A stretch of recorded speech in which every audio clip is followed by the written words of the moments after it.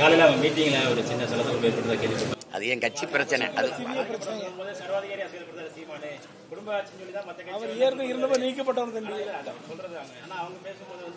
தம்பி, சர்வாதிகாரம் இல்லாத எந்த ஒரு செயலையும் சரி செய்ய முடியாது. நீங்களும் தெரிஞ்சுக்கிறீங்க எல்லாரும். நம்ம கட்சின்னா அதை பேச வேண்டியதில்லை தம்பி. இங்க பாருங்க தம்பி, சர்வாதிகாரம் இல்லாத எந்த செயலும் நேர்மையா இருக்குது. இது நான் இல்லை, உலகம் முழுமைக்கு இருக்கிறது. ஏன்னா எங்க ஐயா இறையன்பு எழுதின புத்தகங்களை படிங்க. ஒரு சர்வாதிகாரி, ஒரு நேர்மையாளன் சர்வாதிகாரியாத்தான் இருக்க முடியும். உங்களுக்கு ஒரு சர்வாதிகார காட்டட்டா, எங்க தாத்தா காமராஜ், நேரு போன்ற மிகச்சிறந்த ஆட்சியாளர்கள் எல்லாரும் அன்பான சர்வாதிகாரியாத்தான் இருந்திருக்காங்க. ஒரு ஆசிரியர் படிக்காத மாணவர்களுக்கு பாடம் மனசுலே இல்லைன்னா 10 முறை இது வீட்டு பாடமா எழுதிட்டு வான்னு சொல்றது மாணவன் பார்வையில சர்வாதிகாரமா தெரியும். ஆனால் ஆசிரியர் பார்வையில் அது மாணவனின் நலனா தெரியும். இப்போ எது முக்கியம்ன்றீங்க? ஒரு குழந்தை சாக கிடக்கு, என் கையில் அதை காப்பாற்றுற ஊசி மருந்து இருக்கு. போட்டா குழந்தைக்கு வலிக்கும், போட்டா தான் குழந்தை பொழைக்கும். வலியை பொருள்படுத்தி நான் போடாம போட்டா, இல்லை வலியை பொருள்படுத்தாம போட்டு காப்பாத்தட்டா, இப்போ என்ன செய்யணும்? கட்சினா அப்படி கிடையாது தம்பி. கட்சினா அப்படி கிடையாது. ஒரு விதி இருக்கு, ஒரு முறை இருக்கு. எந்த ஒரு இயக்கத்தின் இயங்கியலுக்கும் ஒழுங்கியல்னு ஒன்று இருக்கு. அது கட்டுப்பட்டு இருந்தா தான்.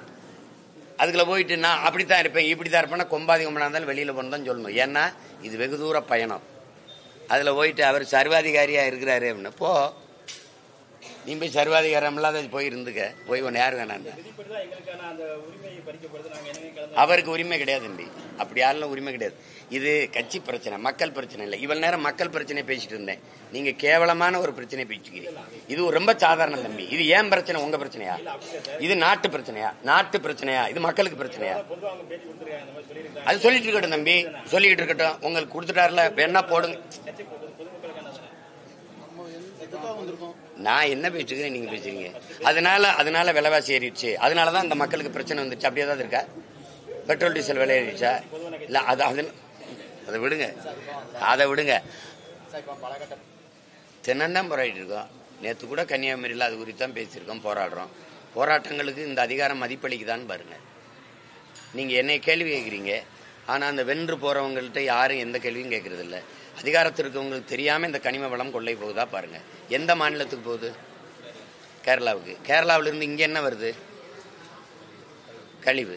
அப்ப கேரளாவின் குப்பை மேடு என்னுடைய மாநிலம். என்னுடைய வளங்களை கொள்ளையடிக்க அவங்களுக்கு கொள்ளை கொடுக்கறதுக்கு இந்த ஒரு மாநிலம். இது எப்படிப்பட்ட ஆட்சி முறை கேட்டா நல்ல ஆட்சிங்கிறீங்க. உங்களுக்கு தெரியாம அந்த குப்பை இங்க வருதா? உங்களுக்கு தெரியாம என்னுடைய வளங்கள் அங்க போகுதா? அது எப்படி? அந்த ஊர்ல மழை இருக்கா இல்லையா? அந்த ஊர்ல மணல் இருக்கா இல்லையா? ஏன் அவங்க வெட்டுறது இல்லை? போராட்டம் நம்ம நாம் தமிழர் கட்சி நடத்தியிருக்கு. ஆனால் இப்போ மாஞ்சோலை மக்களுக்குன்னு பார்த்தீங்கன்னா, இப்போ இலவச வீட்டு மனை பட்டாக்கள் சில பேருக்கு கொடுத்துருக்காங்க. ஆனால் அது அவங்க போய் பார்க்கும்போது அது அவங்க பேரில் இல்லை அப்படின்னு சொல்லி ஒரு குற்றச்சாட்டு வருது. இது சம்பந்தமாக பல அரசியல் கட்சிகிட்ட கேட்கும்போது அதுக்கு உரிய பதில் இல்லை. ஆனால் இது சம்பந்தமாக உங்களுக்கு தகவல் வந்துச்சுன்னா அதுக்கு நீங்கள் எப்படி மூவ் பண்ணுவீங்க? எல்லாத்துக்கும் சேர்த்தான் போராடுவேன். நீங்க முதல்ல மக்களை வெளியேற்றணுங்கிறதுக்கு அவசரமா காசு கொடுக்கறது, உங்களுக்கு கீழே போங்க, இந்த பட்டா இருக்கு அது இருக்குன்னு வெளியேறிட்டோம்னா அப்புறம் ஒன்றும் பண்ண முடியாது. அந்த இடத்துல இருக்கிற வரைக்கும் தான் எனக்கு பிடிமானம் இருக்கும், எனக்கு அதை கேட்கறதுக்கு உரிமை இருக்கும். அதை விட்டு வெளியேறிட்டா அப்புறம் முடிஞ்சு போச்சு தானே. அப்புறம் நான் வெளியேறிட்டா அந்த பட்டா வேற ஆள் பேர்ல இருந்தா நான் என்ன பண்ண முடியும்? யார்கிட்ட போய் எந்த அதிகாரிட்டு போய் பேச முடியும்? அது அவ்வளவுதான் பாத்துக்கமான்னு போயிடும். அப்போ ஒன்றும் பண்ண முடியாது. ஏன்னா ஏற்கனவே அவங்க பேர்ல இருக்கு அப்படின்னு சொல்றாங்க. யாரு இலவச வீட்டு மனை பட்டா எனக்கு கொடுத்த பட்டா இப்ப அடுத்தவங்க பேர்ல இருக்கு. அதுதான் சொல்றேன். வெளியேறதுக்கு தான் பாப்பாங்க. எதையாவது சொல்லி வெளியேற்றிட்டாங்கன்னா கஷ்டம்.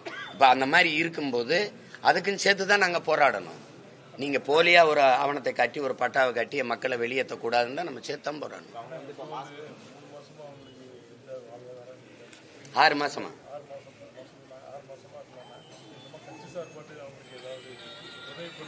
அது செஞ்சிருக்கோம். தம்பிகள் போய் பார்த்துருக்காங்க, செஞ்சிருக்கோம்.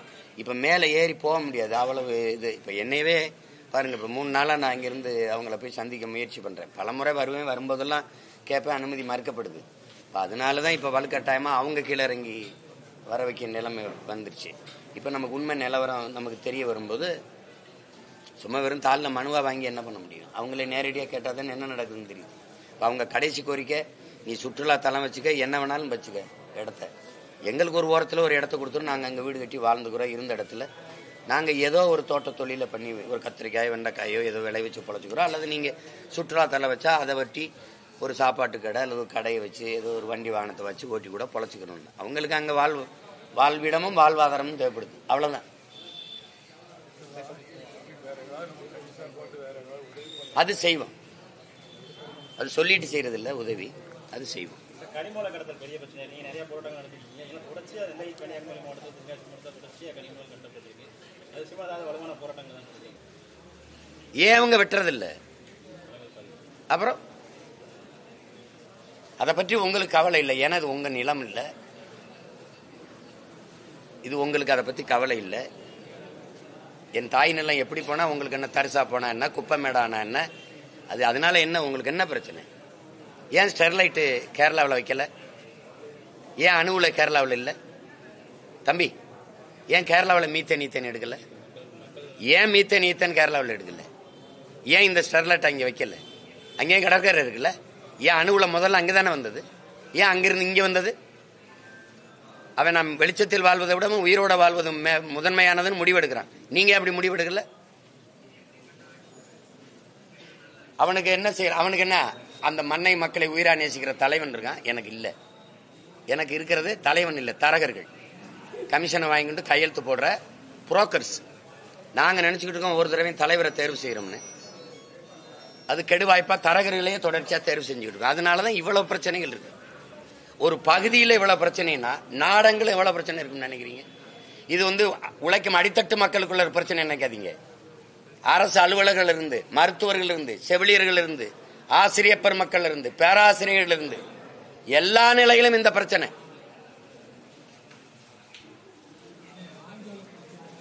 இன்னைக்கு பாருங்க, இன்னைக்கு வேளாண் கல்லூரிக்கு படிக்கத்தானே என் பிள்ளைகள் போச்சு. 21,000 பேர், அதுல 80 விழுக்காடு பெண் பிள்ளைகள், மாணவிகள். அவங்களை போய் நில அளவை, டிஜிட்டல் நில அளவைக்கு போன்னு சொல்லி அதுக்கு ஒதுக்கப்பட்ட 1,500 கோடி அந்த காசை வச்சு அதுக்கு உரிய பணியாளர்கள்ட்ட தானே நீங்க அளவு எடுத்திருக்கணும். படிக்க போன பிள்ளைகளை கொண்டு வச்சு அவங்களுக்கு என்ன பயிற்சி இருக்கும்? அந்த பிள்ளைகளை அதிகாலையில் கூட்டி கொண்டு காட்டுக்களை மேட்டுக்கிளம்பி வெயில ஆலைன்னா அந்த மலையில இலையும் செடிகளுக்குள்ள எந்த ஓய்விடம் இருக்கு, என்ன இருக்கு, என்ன பாதுகாப்பு இருக்கு? 10 பிள்ளைய நாய் அடிச்சிருச்சு, ஒரு பிள்ளைய பாம்பு அடிச்சிருச்சு. யாரு பதில் சொல்றது? இதுக்கெல்லாம் எல்லா இடங்களும் பிரச்சனை. என்ன செய்ய, அரசுக்கு தெரியாதுன்னு தான் நான் வலியுறுத்தலாம். அதுக்கு தான் தெரியுதே. சொல்லுங்க, அரசுக்கு தெரியாது இருக்கான்னு சொல்லுங்க.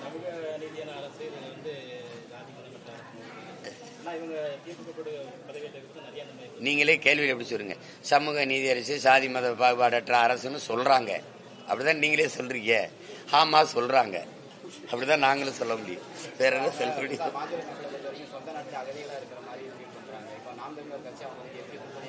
மாஞ்சோலை மக்கள் மட்டும் இல்ல, இப்படி பல இதுல டாண்டி தொழிற்சாலையில் அந்த தேயிலை தோட்டத்தில் வேலை செஞ்ச நம்ம மக்கள், இப்படி நாடெங்கிலும் பல பேர் சொந்த நிலத்துல நம்ம மக்கள் ஏதிலிகளா இருக்காங்க.